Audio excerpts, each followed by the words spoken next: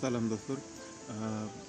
Bu edeki videomda internetten Bitcoin mining, Bitcoin kıran işletmeli onu görmekçiyim.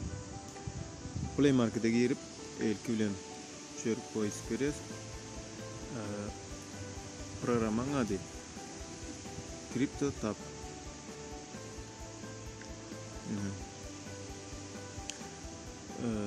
İlk bilen şöyle yine бесплатно.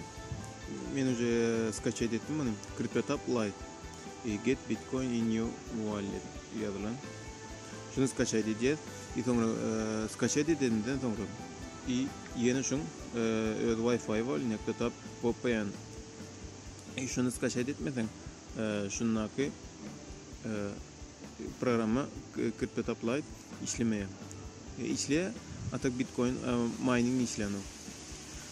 Şunun için adı görkediyen. Registrasyon ediyen anlat. Şu yerde menle neçe 434 satoş var. Haçanla 1000 satoşa yetenle men şunu çek bilen yani başka saytlara Bitcoin saytları şu adetini görkediyen. Так. Вот. Пиячки. И еще verdi. Hiç yıl бесплатно. Eğer pul koyup yeni köpülçük deysen o şu X1'ın üstüne basıp yani şu göğün üstüne basıp verdi depozitler var şurada. Depozite bassan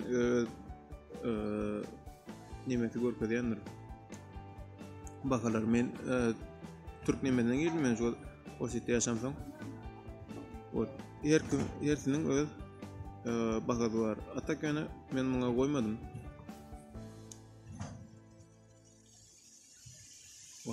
Her 2 saattan şu programa giren panel управления CryptoTab kara üstüne basyan.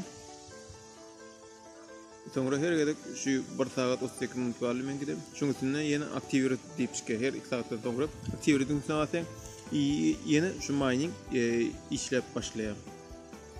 Başka ütköşük içilip verdi. Nemeler diyor. Sağ olun. Kanalıma abone olun. Like basın.